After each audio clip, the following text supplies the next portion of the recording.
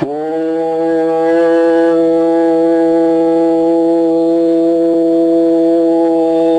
ஈஸ்வரா குருதேவா. அதற்கு அந்த பாறைகளாக எதனுடைய ஈர்ப்புக்கும் அந்த காந்தம் கம்மியா இருப்பதனால எதனுடைய ஈர்ப்புக்கும் இல்லாதபடி அது மிதந்து கொண்டு அது அதனுடைய பாதைகள் அது போய்கொண்டே இருக்கும். அவ்வாறு வரக்கூடியதான் நாம் பூமியின் சுழற்சி நிலைகள் உறப்பும் போது நாம் பூமி ஏற்படுத்திக் கொண்ட இந்த வெப்பத்தின் தன்மை அதிகமானவன் இந்த விஷத்தை அது மாய்த்து தனக்குள் நல்லதாக கொண்டாடுகின்றது. இதான் ராத்திரியில பார்க்கிற எரிகள்ல உழுகிறதெல்லாம் இதைத்தான் இந்த விஞ்ஞானிகள் கண்டுகொண்டதற்கு நான் டெலஸ்கோப்ல நான் பார்த்தேன். எத்தனையோ கோள்கள் போகுது, இத்தனை டிகிரியில போகுது, என்னென்ன போகுது என்ற நிலையிலும் இந்த சூரியனுடைய கதிர் இயக்கங்கள் பரப்பும் போது நாம் பூமியில கல்கள் எப்படி உருவாகுது இதே போல பெரும் பெரும் பாறைகளாக மலைகளாக உருவாகின்றது. அதுக்குத்தான் இதிலே காட்டினான் எதை மகாபாரத்திலே காட்டினான். நேரு என்ற மலையை மட்டா வைத்து வாசை என்ற பாம்பை கயிற வைத்து பாற்கடவிலே கிடைந்தான் என்று. நேரு என்ற மலை என்பது அடுக்கடுக்காக தோன்றிய நமது பூமி. இதுதான் பார்க்கடலை இது மட்டா வைத்து வாசகி இந்த விஷத்தின் ஆற்றலின் இயக்கம் தான் பார்க்கடலை சுழலச் செய்கின்றது. இந்த காந்த விஷமான பாண்டம் வாசகி இந்த பூமி சுவாசித்த இந்த உணர்வின் தன்மைதான் பார்க்கடலை கடைகளை செய்கின்றது. இந்த உண்மை காட்டினராக இந்த இயக்க சக்தி தான் சுவாசிக்கும் நிலைகள் இல்லை, ஆனால் அங்கே காந்தம் இல்லை. அந்த இயக்கம் சக்தி கம்மியான நிலைகள் அங்கே இருப்பதனால தான் காந்தம் கம்மியான நிலையிலும் மற்ற உணவின் சக்தி இருப்பதனாலே அதை ஈர்த்து வளர்க்கும் நிலையற்ற மலைகளாக அது வளர்கின்றது. அப்படி மலையாக வளர்கின்றதுதான் நமது பூமியுடைய ஈர்ப்பு நிலைகள் மோதும் போது ஏற்படக்கூடிய வெப்பத்தில் பட்ட உடனே அந்த விஷத்தின் தன்மை மாய்ந்து வெளியிலே அனுப்பிவிட்டு அதில் தவறிப்பு இருப்பது சக்தி நிலையில் கள்ள கற்களாக அது வந்து நம்ம பூமிக்குள் விழுகின்றது. அந்த கற்களுக்குள் இருப்பதுதான் காந்தம். ஆனால் அதை எடுத்துக்கொண்ட உணர்வுக்குள் அந்த காந்த சக்தி குறையும். அந்த விஷத்தின் தன்மையை வெளிப்படுத்துகின்றது. ஏனென்றால் இதெல்லாம் நான் பார்த்து சொல்றேன். நான் விஞ்ஞானி எந்திரம் இல்லை, குருநாதர் அதெல்லாம் உணர்த்தி காட்டினார். அதை பார்க்க முடிந்தது. இதை போன்ற அந்த உணவின் தன்மை சிறு கைகளாக வருவதும் இதை போன்று பெரும் பாறையாக கூட உழுகும். அது தனக்குள் அந்த காந்தத்தின் நிலைகள் வளர்ச்சியாகி வரப்படுத்தும் போது அவருடைய காந்தத்தின் பிடிப்பலைகள் தனித்து ஒன்று சக்தி தான் வளரும் நிலையற்ற நீரின் சக்தி அந்த இல்லை என்றால் வளர்ச்சி இல்லை. அது கவர்ந்து கொண்ட நீரின் சக்தியை கவரக்கூடிய அந்த உணவின் சக்தி அதற்குள்ள இல்லை என்றால் இப்ப நாம சில செடிகளை நாம் பார்க்கின்றோம். இன்னைக்கு மழையே இல்லை என்றாலும் கூட ஆகாசத்தை நீங்க கட்டி தொங்க விட்டுட்டால் அந்த காத்துல இருக்கக்கூடிய சக்தியினுடைய தன்மை எடுத்து வளரும். இந்த கருவை இந்த சீமை முள்ளுன்னு பார்க்கின்றோம். அது காற்றுல இருந்தக்கூடிய அந்த நீர் சக்தியை வடித்துள்ளக்கூடிய அந்த விஷயத்தின் ஆற்றல் அதுக்குள் இருப்பதனால தான் நீர் இல்லை என்றாலும் அதனுடைய தன்மை இருக்கின்றது. அதே போல பூமியில் அது வேர் ஊண்டினாலும் நீர் இருக்கக்கூடிய சக்திக்கு ஆழமான நிலைகளை துரிதமான நிலைகள் அங்கே வளர்ச்சியின் தன்மை தன் இனத்தை இழுப்பதற்கு வேறு ஆழமாக ஓடுகின்றது. இயற்கையின் சில நிகழ்ச்சிகள் இதை போன்றதான் அந்த பாதுகாப்பான நிலைகள் நாம் பெறுவதற்கு நாம் எங்கிருந்தால் நம் எண்ணத்தின் உணவுடைய தன்மைகள் ஊடுருவதை எடுத்துக்கொள்ள வேண்டும். அந்த ஆற்றலை நாம் பெற வேண்டும்.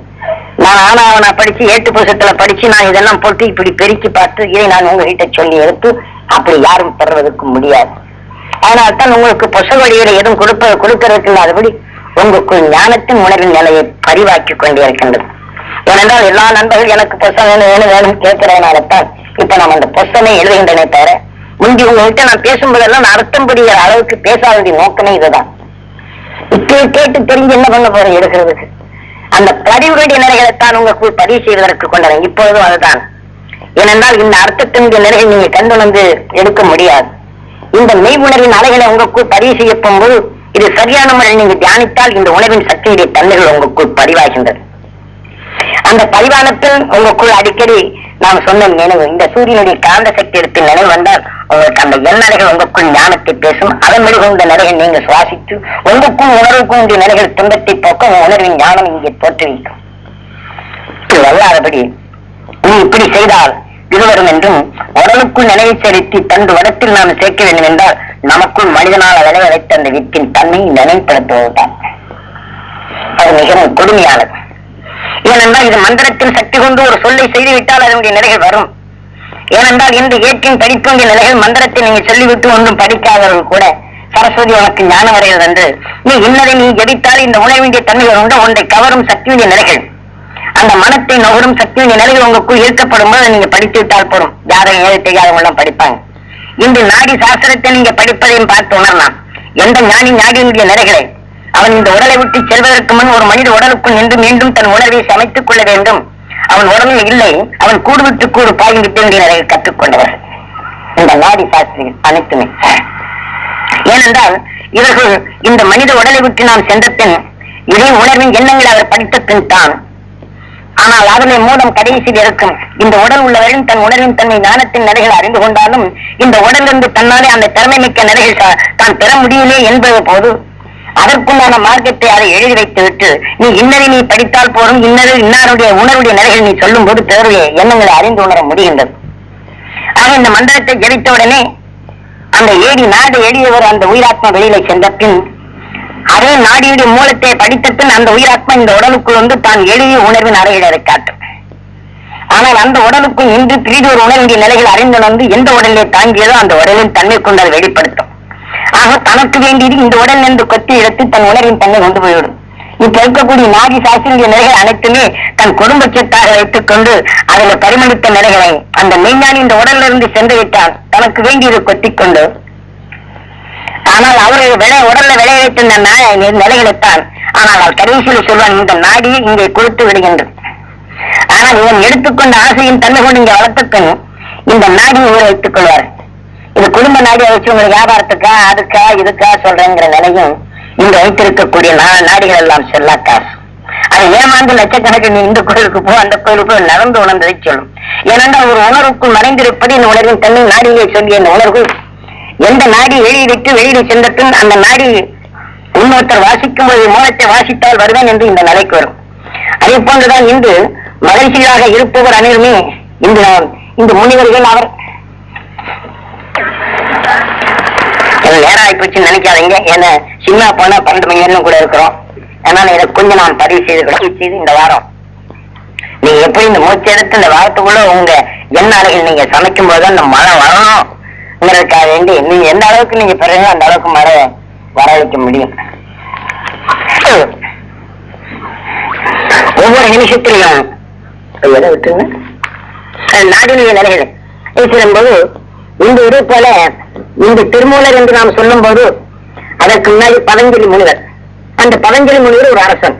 அவர் தான் கற்றுக்கொண்ட மந்திரத்தின் நிறைவை கொண்டு இந்த நாடி சாஸ்திரியை போலத்தான் கூடு விட்டு கூடும் பாயும் நிறைவை தனக்குள் எடுத்து அங்க போர் முரசு வரப்போகும்போது அந்த போர் முறைகளை தான் வீழ்ச்சியடைய போகும்போது அந்த உடலை விட்டு தன் உயிராத்மாவை தப்பிப்பதற்காக அது வெளிவந்தது.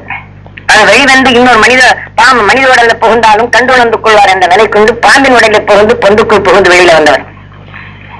அப்படி வந்த பின் அந்த உயிரினுடைய நிலைகள் ஆனால் அந்த உடலுக்குள் மீண்டும் எப்படி செலுத்திக் கொள்ளலாம் என்று உடலை மறைவு கொண்டதற்கு முன்னாடி அதற்குள் அங்க இருக்கக்கூடிய இவர்கள் ஏன் அறிவழியோ இவரை அழைத்து விட்டால் நாம் அதுக்கு ஒரு அரசியல் பதவிக்காரன் அந்த உடலை அழைத்து விடுகின்றார்.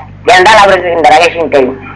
அந்த உடலை அழித்த பின் தான் இவர் என்ன செய்ய அந்த பாம்பு உடல்ல இருந்து தன் உடலை கிடைக்கவில்லை என்றால் ஏனென்றால் மறு உடலுக்குள் தான் புகுந்து தான் என்ன அலைகளை பரப்ப வேண்டும் என்று இந்த உடலின் சக்தி தனக்குள் வளர்த்துக் கொண்டவர்கள் அவர்கள்.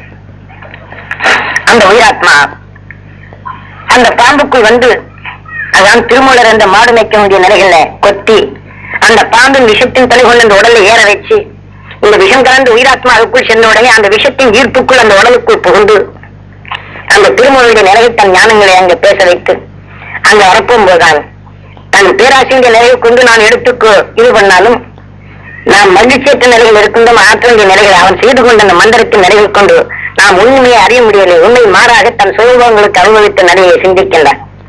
இந்த உடல் கொண்டத்தில் சிந்தித்த பின் தான் திருமூலம் என்று நடராஜா தில்லை என்று இந்த பூமியின் சுழற்சி வேகத்தில் ஈர்த்துக்கொண்ட உணர்வின் தன்மைகள் இந்த மனிதனாக தோன்றிட்டு நாம் என்ன செய்கின்றோம் என்ற நிலையை அவன் காட்டியது. தில்லை என்பது இந்த பூமியின் ஒரு எல்லை. இது நடராஜா என்பது பூமியுடைய தன்மை இயக்கம் ஓடிக்கொண்டிருக்கின்றது. ஆக அந்த சிவ நடனம் என்பது நம் உடலான நிலைகள் சிவம் என்றும் நம் உயிரான நிலைகள் ஈசன் என்றும் தன் உடலுக்குள் இருக்கக்கூடிய அனைத்தும் 1008 தெய்வங்கள் சக்தியுடைய இயக்கம் என்றும் நாம் முன் சேர்த்துக் கொண்ட நிலைகளுக்கு நாயகனாக மனித உரு என்றும் அன்று மெய்ஞானி அரிசிமா மகிழ்ச்சி காட்டி இந்த அருள் தென்னாட்டுடைய சிவனை போற்றி எந்நாட்டுக்கும் இறைவா போற்றி என்று மெய்ஞானிகள் சொன்னார்களே. இந்த தென்னாட்டிலே தோன்றி அகற்றினான். இது காவிய காப்பியங்களை அன்று சுருக்கமாக அறிவிப்பார்கள். சிவனுடைய தத்துவத்தில் சிவபுராணத்தை நீங்க காணும் போது சிவனுக்கும் பார்வதிக்கும் கல்யாணம் ஆகும் போது இந்த பூமியுடைய நிலையை சமநிலை இல்லை என்பதற்காக சிவன் என்ன செய்தார்? அது வந்து அகசியனை இந்த தெற்கை நீ போய் நின்று சமப்படுத்தும் போது இருந்தால் ஒரு பக்கம் கூட்டமா வந்து எல்லாம் குஞ்சிட்டதுனால பூமியுடைய நிலைகள் தலைகீழம் மாறிவிடும். ஆகையினால அந்த அகசியனை சமப்படுத்துவதற்காக தெற்கே அனுப்பினார் என்று இதை மறைமுகமாக கூட சுட்டி காட்டியிருக்கிறார். தெற்கே தூண்டுகிற அந்த நிலை வரப்போது திசைகளை திருப்பி வேறு விதமாக மாற்றிவிட்டார். ஆக சிவனின் நிலை, சிவசக்தியின் பூமியின் நிலைகள், அதனுடைய இயக்கத்தின் நிலைகள் தேக்க மனிதனாக உருவோங்கி இந்த வெப்பத்தின் நிலைகள் கொண்டு உணர்வின் தன்மை கொண்டு இந்த விண்ணுலகின் அறிவியை அறிந்து வந்தவன் அகசியம். நாம் மெய் உணர்வை அறிந்து கொள்ள வேண்டும். ஆகவே இதைத்தான் தென்னாட்டுடைய சிவனை பற்றி எந்நாட்டுக்கு இறைவா பற்றி விண்ணும் அந்த சக்தியுடைய நிலைகள் விண்ணிலே தோன்றிய கூறுகின்ற நிலைகளையும் அது மனிதனான பின் இந்த விநாயகனுடைய தத்துவத்தை தனக்கு கொடுத்து அந்த உண்மையுடைய நிலைகள் உணர்த்தியது அவன். அந்த காட்சி அந்த பேருடைய நிலையில் அரசனா இருக்கும்போது தன் சுயநலங்களுக்காக வேண்டி மந்திர சக்தியை ஒரு உணர்வின் தன்னை எழுப்பதற்காக வேண்டி அந்த மந்திர சக்தியின் துணை கொண்டு செயலாக்கி தன் ஆசவாசங்களுக்கு பயன்படுத்தியவன் அந்த பதஞ்சலி. அதைத்தான் தான் எடுத்துக்கொண்ட நிலையை போர்முறை அறப்போக்கும் போது அவனை காக்கும் நிலை இல்லை, சரீரத்துக்குள் இந்த அவன் செயலாக்கும் நிலை இல்லை. இப்படி சென்ற இந்த உயிராத்மாவுடைய நிலைகள்தான் அது வெளிப்பட்ட பின் அந்த திருமூலருடைய நிலைகளுக்கு உரைப்பும்போது தில்லை, சிதம்பரத்திற்கு பேர் தில்லை. தில்லை என்பதும் தில்லை நடராஜா, இந்த பூமியை நிற்காமல் ஓடிக்கொண்டிருப்பது இதான் ஓங்கார நர்த்தனம். அந்த நிலையை கொண்டு அங்கு எழுதினார். தில்லை நடராஜா என்பது இந்த எல்லைக்குள், அது எல்லைக்குள் இருப்பது தில்லை என்பது எல்லை. நடராஜா அது ஓடிக்கொண்டிருக்கின்றது. அது என்ன செய்தான்? ஓங்கார ஆட்டம் அசுரனை காலிலே போட்டு அது இயக்கும் தன்மை. ஆக பூமி சுற்றும் போது ஏற்படக்கூடிய அரியது வெப்பம் நாம் அப்பொழுது சொன்னமே விஷ ஓசான் திரை என்று விண்ணிலே தோன்றிய விஷத்தின் ஆற்றல்கள் பூமிக்குள் மோத வரப்பும் போது அந்த அசுர சக்தியை மாய்க்கும் நிலையிலான் சிவத்தாண்டவம் என்ற அங்கே காட்டி அது அப்போ திருப்பாட்சி, அதாவது திருப்பாட்சி கவர்ந்து கொண்ட அந்த நிலை என்று அவர்கள் செய்து வைத்திருப்பார்கள். ஆக சிவகாமி நடனம், நம் உடலான சிவம் காமி, நாம கோபமான உணர்வை நாம் எடுத்து சுவாசிக்கும் போது உயிரிலே பட்ட உடனே அந்த எரிச்சல், அப்ப அந்த எரிச்சலான உணர்வு உடலுக்கு பட்டவுடன் நல்ல குணங்களான சக்திகள் பட்ட உடனே அந்த சக்தியின் சொல்லி அந்த நாரத்தின் நிலைகள் இயக்குகின்றது ஓங்காரம் அர்த்தம். இந்த பெருமையுடைய நிலைகள் ஓங்காரம் அதை காட்டி ஆனால் உடலான சிவம் என்ன செய்கின்றது? என்ற அங்கங்களை இயக்குகின்றது. எந்த பேருண்மையை ஆண்டு வணங்கினார். அதான் சிவகாமி, உடலான நிலைகள் சிவகாமி. அந்த சக்தி சிவகாமியின் நடனத்தை பற்றி பல காரியங்களை எழுதியிருப்பார்கள். இந்த மெய்யுணர்வை மெய்ஞானிகளாக காட்டப்பட்டது பிற்காலங்களில் எவ்வாறு அது சிதறந்து போய்விட்டது, நாம் உண்மை அறியாமல் போய்விட்டோம் என்ற நிலையும் அந்த உண்மையை அறியக்கூடிய ஆற்றல் உங்களுக்கு ஒவ்வொருத்தருக்கும் வர வேண்டும் என்ற நிலைக்குத்தான் இது நான் பதிவு செய்கின்றேன். ஏனென்றால் மெய்ஞானிகள் தான் உடலுக்கு வளர்த்துக் கொண்டதை அவர் சுயநலங்களுக்காக அரசர்கள் அதை பெருநல்கள் கொண்டு மதம் என்ற அடிப்படையில் இயக்கப்பட்டு இன்று நாம் அதன் வழியில உலகம் முழுவதற்கு மந்திரங்களை ஜபிக்கப்பட்டு ஒரு மனிதன் உணர்வின் ஆசாரையை தனக்குள் கவர்ந்தெடுத்து மந்திரம் என்று சொல்லாது பூமிக்குள் இருக்கக்கூடிய பொருளை அறிந்தான், ஒரு மனிதன் எண்ணத்துக்குள் அறிந்தான். ஆக கடைசியில விஞ்ஞான அறிவில் கொண்டான். ஒரு பொருளின் தன்மை இது ஞானத்தை எதை வளைத்தான்? தன்னை காக்க மந்திரத்தில் பில்லி சூன்யம் அறிதல் ஏவர் காத்தல் என்று கொண்டான். அறிவை பின் விளைவுடைய நிலைகள் அதை காற்றும் எதிர்த்து தாக்கக்கூடிய தன் அறிவின் நிலையில் செலுத்தப்படும் விஞ்ஞானமாக மாறியது. அந்த விஞ்ஞானத்தின் நிலையில் நடக்கும்போது இந்த மந்திர எந்திரங்கள் வீழ்ந்தது. ஆக நான் எல்லா அனைத்தையுமே இவன் எடுத்துக்கொண்ட உணவின் ஆற்றல் எதுவாக இருந்தாலும் ஒரு நொடிக்குள் இன்னைக்கு அணுகுண்டு என்ற நிலையை வெடித்தவுடனே உலகம் முழுவதுக்கும் மாய்க்கும் தன்னை வருகின்றது. எதை தன்னை காக்க பிரிவு எதிரை அழிக்க வேண்டும் என்று எண்ணானோ அழிக்க வேண்டும் என்ற உணர்வு அவனுக்குள் தோன்றி தன்னையே அழித்துக் கொள்ளக்கூடிய உணர்வு இன்று வளர்ந்து விட்டது. இந்த உலகத்தில் தான் நாம் வாழ்ந்து கொண்டிருக்கின்றோம். 1999க்குள் நம்முடைய நிலை எதுவாக இருக்கும் என்று சிந்திக்க முடியாது.